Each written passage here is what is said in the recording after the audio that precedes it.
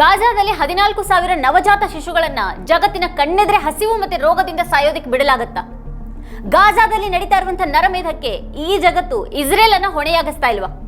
ಪ್ರತಿದಿನಾನು ಮುಗ್ಧ ಮಕ್ಕಳನ್ನ ಕೊಲ್ತಾ ಇರುವಾಗ ಇಸ್ರೇಲ್ನ ಬಾಂಬ್ ದಾಳಿಗಳನ್ನ ಈಗಲೂ ಆತ್ಮರಕ್ಷಣೆ ಹೆಸರಿನಲ್ಲಿ ಸಮರ್ಥಿಸಿಕೊಳ್ಳೋದಿಕ್ಕೆ ಹೇಗೆ ಸಾಧ್ಯ? ಇಸ್ರೇಲ್ನ ಯುದ್ಧಾಪರಾಧಗಳ ಬಗೆಗಿನ ಜಗತ್ತಿನ ಮೌನ ಮಾನವೀಯತೆಗೆ ಮಾಡಿದಂತ ಮಹಾದ್ರೋಹ ಅಲ್ವಾ? ಗಾಜಾದಲ್ಲಿನ ಸಾಮೂಹಿಕ ದುಃಖಕ್ಕೆ ಇಸ್ರೇಲ್ನ ಹೊಣೆಯಾಗಿಸೋದಿಕ್ಕೆ ಅಂತಾರಾಷ್ಟ್ರೀಯ ಸಂಸ್ಥೆಗಳು ಯಾಕೆ ಸಂಪೂರ್ಣ ವಿಫಲ ಆಗಿವೆ? ಯಾವುದೇ ಜಾಗತಿಕ ನಾಯಕ ಎದುರಿಸೋದಿಕ್ಕೆ ಧೈರ್ಯ ತೋರಿಸದಂತೆ ನೇತನ್ಯಾಹು ಸರ್ವಶಕ್ತ ಸರ್ವಾಧಿಕಾರಿಯಾಗಿದ್ದಾರೆ. ಇದು ನಿಜವಾಗಿಯೂ ಭಯೋತ್ಪಾದನೆ ವಿರುದ್ಧದ ಹೋರಾಟನ ಅಥವಾ ಪ್ಯಾಲೆಸ್ತೀನಿಯರ ವ್ಯವಸ್ಥಿತವಾದಂಥ ನಾಶನ? ಗಾಜಾದ ಬೀದಿಗಳು ಶವಗಳು ಮತ್ತೆ ಹಸಿವಿನಿಂದ ಬಳಲ್ತಾ ಇರುವಂತಹ ಶಿಶುಗಳಿಂದ ತುಂಬಿರುವಾಗ ಪಶ್ಚಿಮದ ಮೌನ ಈ ನರಮೇಧದಲ್ಲಿ ಒಂದ್ ರೀತಿಯ ಪಾಲುದಾರಿಕೆ ಅಲ್ವಾ? ಇಡೀ ಜಗತ್ತು ಸಂಪೂರ್ಣ ಮರೆತು ಬಿಟ್ಟಾಗಿರುವಂತಹ ಪ್ಯಾಲೆಸ್ತೀನ್ ಮೇಲಿನ ಇಸ್ರೇಲ್ನ ಭೀಕರ ಆಕ್ರಮಣ, ಹಾಗೆ ಅದರಿಂದ ಗಾಜಾದಲ್ಲಿ ಆಗ್ತಾ ಇರುವಂತಹ ವಿನಾಶ, ಅಮಾಯಕ ಪುಟ್ಟ ಕಂದಮ್ಮಗಳು ಸಾಯ್ತಾ ಇರುವಂತಹ ಘೋರ ಘಟನೆಗಳ ಹಿನ್ನೆಲೆಯಲ್ಲಿ ಈ ಪ್ರಶ್ನೆಗಳನ್ನ ಇವತ್ತಿನ ವಿಡಿಯೋದಲ್ಲಿ ನಾವು ಚರ್ಚೆ ಮಾಡೋಣ. ಆದ್ರೆ ಅದಕ್ಕೂ ಮುನ್ನ ನೀವಿನ್ನೂ ನಮ್ಮ ಚಾನಲ್ ಅನ್ನ ಸಬ್ಸ್ಕ್ರೈಬ್ ಮಾಡಿಲ್ಲ ಅನ್ನೋದಾದ್ರೆ ಈಗಲೇ ಈ ವಿಡಿಯೋ ಕೆಳಗೆ ಕಾಣ್ತಾ ಇರುವಂತಹ ಸಬ್ಸ್ಕ್ರೈಬ್ ಬಟನ್ ಹಾಗೆ ಪಕ್ಕದಲ್ಲಿರುವಂತಹ ಬೆಲ್ ಐಕಾನ್ ಪ್ರೆಸ್ ಮಾಡಿ ನಮ್ಮನ್ನ ಪ್ರೋತ್ಸಾಹಿಸಿ. ಈ ವಿಡಿಯೋವನ್ನ ಮಿಸ್ ಮಾಡದೆ ಕೊನೆಯವರೆಗೂ ನೋಡಿ. ಹಾಗೆ ಇದ್ರ ಬಗ್ಗೆ ನಿಮ್ಗೆ ಏನು ಅಭಿಪ್ರಾಯ ಇದೆ ಅದನ್ನ ಕೆಳಗಡೆ ಕಮೆಂಟ್ ಮಾಡಿ. ಹಾಗೆ ಇದರ ಲಿಂಕ್ ಅನ್ನ ನಿಮ್ಮೆಲ್ಲ ಬಂಧು ಮಿತ್ರರಿಗೆ ವಾಟ್ಸ್ಆಪ್ ಮಾಡಿ. ನಾವೀಗ ವಿಷಯಕ್ಕೆ ಬರೋಣ. ಗಾಜಾದಲ್ಲಿ 14,000 ನವಜಾತ ಶಿಶುಗಳು ಹಸಿವಿನಿಂದ ಸಾಯುತ್ತವೆ. ಇಡೀ ಜಗತ್ತಿನ ಕಣ್ಣೆದುರೆ ಈ 14,000 ನವಜಾತ ಶಿಶುಗಳು ಹಸಿವಿನಿಂದ ಸಾಯುತ್ತವೆ ಅಂತ ಹೇಳಲಾಗ್ತಿದೆ. ಇಸ್ರೇಲಿ ಪ್ರಧಾನಿ ಬೆಂಜಮಿನ್ ನೇತನ್ಯಾಹು ಗಾಜಾ ಕನಿಷ್ಠ ಸಹಾಯವನ್ನು ಒದಗಿಸಿರೋದಕ್ಕೆ ಈಗಲೂ ಹೇಳ್ತಾನೆ ಇದ್ದಾರೆ. ಈ ಪರಿಸ್ಥಿತಿಯಲ್ಲೂ ಈ ಜಗತ್ತಿನಲ್ಲಿ ನೇತನ್ಯಾಹುವನ್ನು ತಮ್ಮ ಸ್ನೇಹಿತ ಅಂತ ಕರೆಯುವಂತಹ ಅನೇಕ ನಾಯಕರಿದ್ದಾರೆ. ಯುದ್ಧದಿಂದ ಉಂಟಾಗುವಂತಹ ವಿನಾಶದ ಬಗ್ಗೆ ಜನರಲ್ಲಿ ಸಂವೇದನೆಗಳನ್ನು ಜಾಗೃತಗೊಳಿಸೋದಕ್ಕೆ ಪ್ರಪಂಚದಾದ್ಯಂತದ ಕವಿಗಳು, ಬರಹಗಾರರು ಮತ್ತೆ ನಾಯಕರು ಮಕ್ಕಳ ಬಗ್ಗೆ ಮಾತನಾಡತೊಡಗಿದ್ದಾರೆ. ಮಕ್ಕಳು ಗಾಜಾದಲ್ಲಿ 2 ವರ್ಷಗಳಿಂದ ಬಾಂಬ್ಗಳು ಮತ್ತೆ ಹಸಿವಿನಿಂದ ಸಾಯ್ತಾ ಇದ್ದಾರೆ. ಆದ್ರೆ ಆ ಬಾಂಬ್ ದಾಳಿಯನ್ನ ಇಸ್ರೇಲ್ ಆತ್ಮರಕ್ಷಣೆಗಾಗಿ ಅಂತ ಹೇಳ್ತಾ ಇರೋದು ದೊಡ್ಡ ವಿಪರ್ಯಾಸ ಆಗಿದೆ. ಇದಕ್ಕಿಂತನೂ ಕ್ರೂರ ಜೋಕ್ ಯಾವುದಿದೆ? ಇಸ್ರೇಲ್ನ ಬಗ್ಗೆ ಖಂಡನೆಯೂ ಏನ್ ಕಡಿಮೆ ಇಲ್ಲ. ಆದ್ರೆ ಖಂಡನೆಯ ನಂತರ ಕೂಡ ಗಾಜಾದಲ್ಲಿ ಹತ್ಯಾಕಾಂಡ ನಿಲ್ಲಿಲ್ಲ. ವಿಕಿಲಿಕ್ಸ್ನ ಜೂಲಿಯನ್ ಅಸಾಂಜ್ ತನ್ನ ಟಿ ಶರ್ಟ್ ಮೇಲೆ 4,986 ಮಕ್ಕಳ ಹೆಸರುಗಳನ್ನ ಬರೆದಿದ್ದಾರೆ. ಗಾಜಾದಲ್ಲಿ ಕೊಲ್ಲಲ್ಪಟ್ಟಂತ ಮಕ್ಕಳ ಹೆಸರುಗಳವು. ಕಾನ್ ಚಲನಚಿತ್ರೋತ್ಸವಕ್ಕೆ ಅಸಾಂಜ್ ಈ ಒಂದು ಟಿ ಶರ್ಟ್ ಅನ್ನ ಧರಿಸಿ ಹೋಗಿದ್ರು. ಮಕ್ಕಳ ಮೂಲಕ ಅತ್ಯಂತ ಕ್ರೂರ ಮನುಷ್ಯರಲ್ಲಿಯೂ ಸಹ ಕರುಣೆಯನ್ನ ಜಾಗೃತಗೊಳಿಸೋದಕ್ಕೆ ಹಲವು ರೂಪಕಗಳಿವೆ. ಆದ್ರೆ ಗಾಜಾದ ಮಕ್ಕಳ ಪಾಲಿಗೆ ಎಲ್ಲರ ಕರುಣೆ ಸಿಗ್ತಾ ಇದ್ರೂ ಕೂಡ ಅವು ಒಬ್ಬಂಟಿಯಾಗಿ ಸಾಯ್ತಾನೆ ಇವೆ. 48 ಗಂಟೆಗಳಲ್ಲಿ ಗಾಜಾಗೆ ಮಾನವೀಯ ನೆರವು ತಲುಪದೇ ಇದ್ರೆ 14,000 ನವಜಾತ ಶಿಶುಗಳು ಹಸಿವಿನಿಂದ ಸಾಯಿತ್ವೆ ಅಂತ ಹೇಳಲಾಗ್ತಿದೆ. ಅವರಿಗೆ ಆಹಾರ ಮತ್ತೆ ಚಿಕಿತ್ಸೆ ಅಗತ್ಯ ಇದೆ ಅಂತ ವಿಶ್ವಸಂಸ್ಥೆಯ ಮಾನವೀಯ ಮುಖ್ಯಸ್ಥ ಟಾಮ್ ಫ್ಲೆಚರ್ ಹೇಳಿದ್ದಾರೆ. ಮೇ 19ರಂದು ಕೇವಲ 5 ಟ್ರಕ್ಗಳು ಸಹಾಯ ಸಾಮಗ್ರಿಗಳನ್ನು ಹೊತ್ತು ಗಾಜಾ ತಲುಪಿದು ಅಂತ ಟಾಮ್ ಫ್ಲೆಚರ್ ಹೇಳ್ತಾರೆ. ಆದ್ರೆ ಗಾಜಾದ ಅಗತ್ಯಗಳನ್ನ ಗಮನಿಸಿದ್ರೆ ಅದು ಏನೇನೂ ಅಲ್ಲ. ಅದರಿಂದ ಯಾವ ಪ್ರಯೋಜನ ಕೂಡ ಇಲ್ಲ. ತಾವು ತೆಗೆದುಕೊಂಡು ಹೋಗುವಂತ ಎಲ್ಲಾನು ಕಳುವು ಆಗಲೂಬಹುದು ಅನ್ನುವಂಥ ಒಂದು ಆತಂಕ ಕೂಡ ಕಾರ್ಯಕರ್ತರನ್ನ ಕಾಡ್ತಿದೆ. ಬೆದರಿಕೆಯ ನಡುವೆನೆ ನಾವು ಕೆಲಸ ಮಾಡ್ತಾ ಇದೀವಿ. ಇಸ್ರೇಲ್ ದಾಳಿಯ ಬೆದರಿಕೆ ಕೂಡ ಇದೆ. ನಾವು ಅನೇಕ ಅಡೆತಡೆಗಳನ್ನ ಎದುರಿಸಬೇಕಾಗತ್ತೆ, ಹಾಗೆ ಹಲವು ಅಪಾಯಗಳನ್ನ ಎದುರಿಸಬೇಕಾಗತ್ತೆ.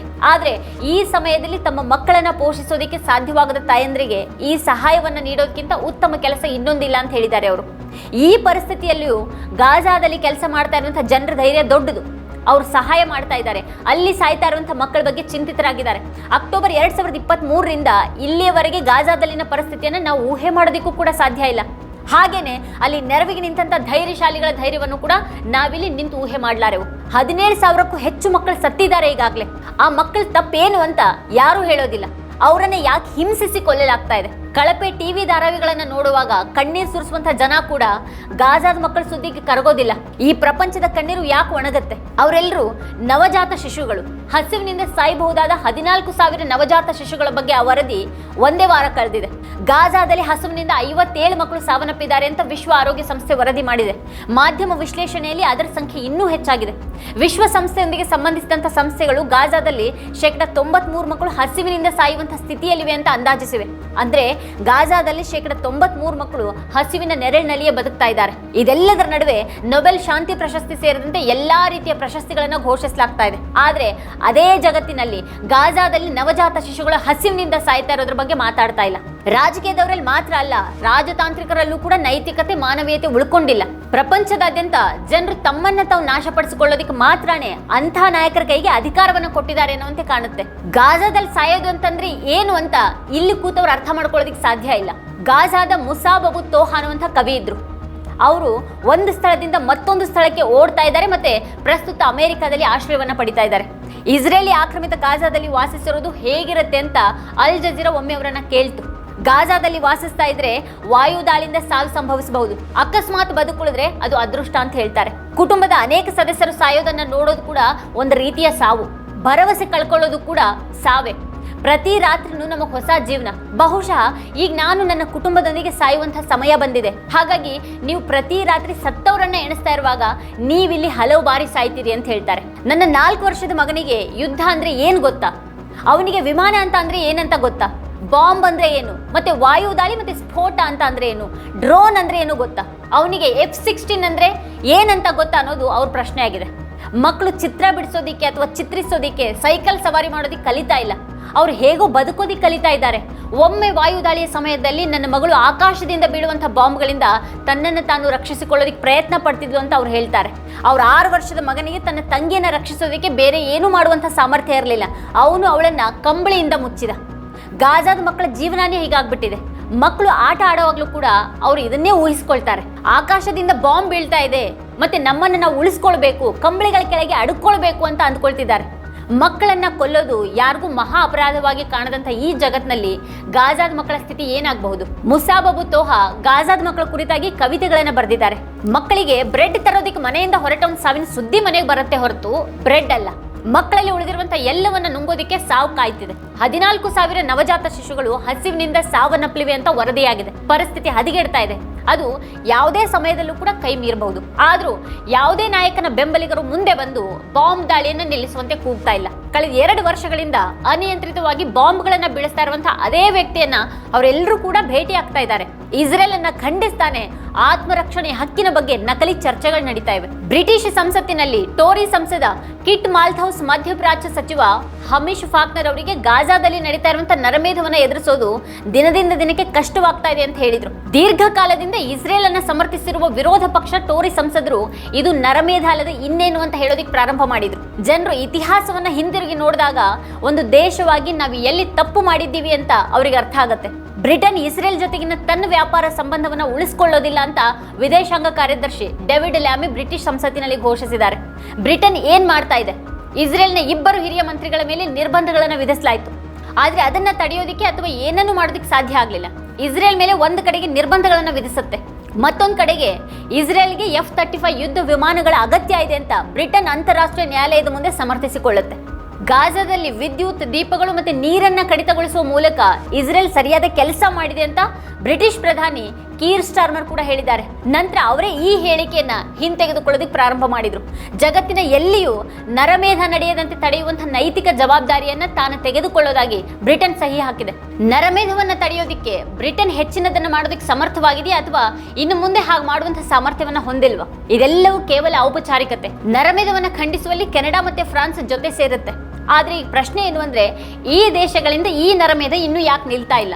ಬ್ರಿಟನ್ನ ಸಂಸತ್ತಿನಲ್ಲಿ ಮಾಜಿ ವಿರೋಧ ಪಕ್ಷದ ನಾಯಕಿ ಬ್ರಿಟಿಷ್ ಸರ್ಕಾರ ಇಸ್ರೇಲ್ಗೆ ಶಸ್ತ್ರಾಸ್ತ್ರಗಳನ್ನು ಪೂರೈಸೋದನ್ನ ಯಾವಾಗ ನಿಲ್ಲಿಸುತ್ತೆ ಅಂತ ಕೇಳಿದ್ರು. ಅದು ಮಿಲಿಟರಿ ನೆರವಿನಿಂದ ಸಹಾಯ ಮಾಡೋದನ್ನ ಯಾವಾಗ ನಿಲ್ಲಿಸುತ್ತೆ? F-35 ವಿಮಾನಗಳಿಂದಾಗಿ 60,000 ಜನ ಸಾವನ್ನಪ್ಪಿದ್ದಾರೆ.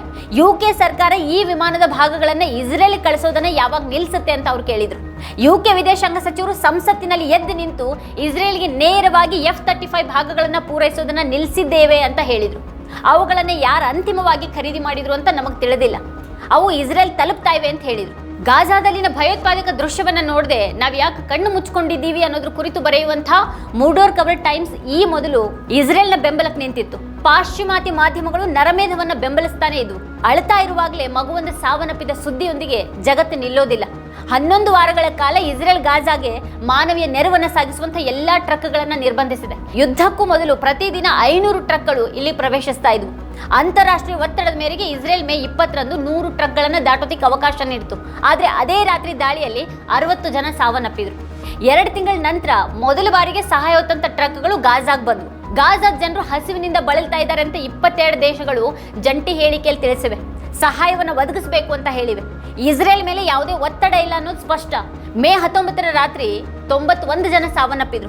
ಇತ್ತೀಚಿನ ದಾಳಿಗಳಲ್ಲಿ 300ಕ್ಕೂ ಹೆಚ್ಚು ಜನರು ಸಾವನ್ನಪ್ಪಿದ್ದಾರೆ. ಇಸ್ರೇಲ್ ಇಡೀ ಗಾಜಾವನ್ನ ನಿಯಂತ್ರಿಸೋದಕ್ಕೆ ಬಯಸ್ತಾ ಇದೆ ಅಂತ ನೇತನ್ಯಾಹು ಇನ್ನೂ ಹೇಳ್ತಾನೆ ಇದ್ದಾರೆ. ಹಮಾಸ್ ವಿರುದ್ಧ ಸಂಪೂರ್ಣ ಗೆಲುವನ್ನ ಬಯಸೋದಾಗಿ ಅವ್ರು ಹೇಳ್ತಾ ಇದ್ದಾರೆ. ಈ ಯುದ್ಧ ನಾಳೆನೇ ಕೊನೆಗೊಳ್ಳಬಹುದು, ಆದ್ರೆ ಎಲ್ಲಾ ಒತ್ತೆಯಾಳುಗಳನ್ನ ಬಿಡುಗಡೆ ಮಾಡಿದಾಗ ಮಾತ್ರನೇ ಅಂತ ನೇತನ್ಯಾಹು ಹೇಳಿದ್ದಾರೆ. ಹಮಾಸ್ ತನ್ನ ಶಸ್ತ್ರಾಸ್ತ್ರಗಳನ್ನ ಕೆಳಗಿಡಬೇಕು, ಅದರ ನಾಯಕರನ್ನ ಗಡಿಪಾರ್ ಮಾಡಬೇಕು, ಮತ್ತೆ ಗಾಜಾದ ಮಿಲಿಟರಿ ಸಾಮರ್ಥ್ಯಗಳನ್ನ ನಾಶಪಡಿಸಬೇಕು ಅಂತ ಹೇಳ್ತಿದ್ದಾರೆ. ಗಾಜಾದಲ್ಲಿರುವಂತಹ ಜನರು ತಮ್ಮ ಮನೆಗಳನ್ನ ತೊರೆಯುವಂತೆ ಕೇಳಲಾಗ್ತಾ ಇದೆ. ಡಾಕ್ಟರ್ಸ್ ವಿದೌಟ್ ಬಾರ್ಡರ್ಸ್ ಪ್ರಕಾರ ಕಳೆದ ವಾರದಲ್ಲಿ 20 ಜನರು ಸಾವನ್ನಪ್ಪಿದ್ದಾರೆ. ಇಸ್ರೇಲಿ ದಾಳಿಗಳು ಮತ್ತು ಸ್ಥಳಾಂತರ ಆದೇಶಗಳಿಂದ ಆಸ್ಪತ್ರೆಗಳು ಸಂಪೂರ್ಣವಾಗಿ ಅಥವಾ ಭಾಗಶಃ ನಾಶ ಆದವು. ಗಾಜಾದ ಪ್ರತಿಯೊಂದು ಪ್ರಮುಖ ಆಸ್ಪತ್ರೆಯನ್ನ ಒಮ್ಮೆಯಾದ್ರೂ ಗುರಿಯಾಗಿಸಿಕೊಳ್ಳಲಾಗಿದೆ ಅಂತ ಈ ಒಂದು ಸಂಸ್ಥೆ ತಿಳಿಸಿದೆ. ಇದುವರೆಗೆ 1400ಕ್ಕೂ ಹೆಚ್ಚು ಗಾಜಾ ಆರೋಗ್ಯ ಕಾರ್ಯಕರ್ತರು ದಾಳಿಯಲ್ಲಿ ಸಾವನ್ನಪ್ಪಿದ್ದಾರೆ. ಇವುಗಳಲ್ಲಿ ವೈದ್ಯರು ಕೂಡ ಸೇರಿದ್ದಾರೆ, ದಾದಿಯರು ಮತ್ತು ಸಿಬ್ಬಂದಿಗಳು ಕೂಡ ಸೇರಿದ್ದಾರೆ. ಇದೇ ಜನವರಿಯಲ್ಲಿ ಗಾಜಾದ ಆಸ್ಪತ್ರೆಗಳು ಯುದ್ಧ ಭೂಮಿಗಳಾಗಿ ಮಾರ್ಪಟ್ಟಿವೆ ಅಂತ ವಿಶ್ವಸಂಸ್ಥೆಯಲ್ಲಿ ಪ್ಯಾಲೆಸ್ತೈನ್ ಪ್ರಾಧಿಕಾರ ಹೇಳಿದೆ. ಕದನ ವಿರಾಮ ಘೋಷಣೆಯಾದ ನಂತರ ಕೂಡ ಗಾಜಾದಲ್ಲಿ ಬಾಂಬ್ ದಾಳಿ ಮುಂದುವರೆದಿದೆ. ಇಸ್ರೇಲ್ ಇನ್ನೂ ಹೆಚ್ಚು ಭಯಾನಕ ದಾಳಿಯನ್ನು ಪ್ರಾರಂಭಿಸಿದೆ. ಟ್ರಂಪ್ ಈ ಗಾಜಾವನ್ನ ಸ್ವತಂತ್ರ ವಲಯ ಅಂತ ಕರೀತಾರೆ. ಟ್ರಂಪ್ ಸ್ವತಂತ್ರ ಅನ್ನುವಂಥ ಪದವನ್ನು ತುಂಬಾ ಅಸಹ್ಯಕರವಾಗಿಸಿದ್ದಾರೆ. ಒಂದು ಸಣ್ಣ ಸ್ಥಳದಲ್ಲಿ ಲಕ್ಷಾಂತರ ಜನರನ್ನ ಕೊಂದು ಅಲ್ಲಿ ಸ್ವತಂತ್ರ ವಲಯವನ್ನು ರಚಿಸೋದ್ರ ಬಗ್ಗೆ ಮಾತನಾಡಲಾಗ್ತಾ ಇದೆ. ಅಮೆರಿಕ ಗಾಜಾವನ್ನು ವಶಪಡಿಸಿಕೊಂಡು ಅದನ್ನ ಒಂದು ಭವ್ಯ ತಾಣವನ್ನಾಗಿ ಪರಿವರ್ತಿಸಬೇಕು ಅಂತ ಟ್ರಂಪ್ ಹೇಳ್ತಾರೆ. ಅವ್ರ ಹೇಳಿಕೆಯನ್ನು ಪ್ರಪಂಚದಾದ್ಯಂತದ ನಾಯಕರು ಖಂಡಿಸಿದ್ದಾರೆ. ಆದರೆ ಟ್ರಂಪ್ ಈ ಹೇಳಿಕೆ ಮತ್ತೆ ನೀಡಿದ್ದಾರೆ. ಅಂತಹ ಗಾಜಾದಲ್ಲಿ 14,000 ಹಸುಗೂಸುಗಳು ಹಸಿವಿನಿಂದ ಸಾಯಲಿದ್ದಾರೆ ಅನ್ನೋದು ಹೃದಯ ವಿದ್ರಾವಕ ಸುದ್ದಿ. ಆದರೆ ಈ ಜಗತ್ತಿನಲ್ಲಿ ಕರುಣೆ ಅನ್ನೋದು ಎಲ್ಲಿದೆ? ಇದೇ ಇವತ್ತಿನ ಸ್ಪೆಷಲ್. ನೋಡ್ತಾ ಇರಿ ವಾರ್ತಾಭಾರತಿ. ನೀವು ಇನ್ನೂ ವಾರ್ತಾಭಾರತಿ ಯೂಟ್ಯೂಬ್ ಚಾನಲನ್ನು ಸಬ್ಸ್ಕ್ರೈಬ್ ಮಾಡಿಲ್ಲ ಅನ್ನೋದಾದರೆ ಈ ಕೂಡಲೇ ಸಬ್ಸ್ಕ್ರೈಬ್ ಮಾಡಿ, ಹಾಗೆ ಪಕ್ಕದಲ್ಲಿರುವಂಥ ಬೆಲ್ ಐಕಾನ್ನ ಪ್ರೆಸ್ ಮಾಡಿ ನಮ್ಮನ್ನು ಬೆಂಬಲಿಸಿ.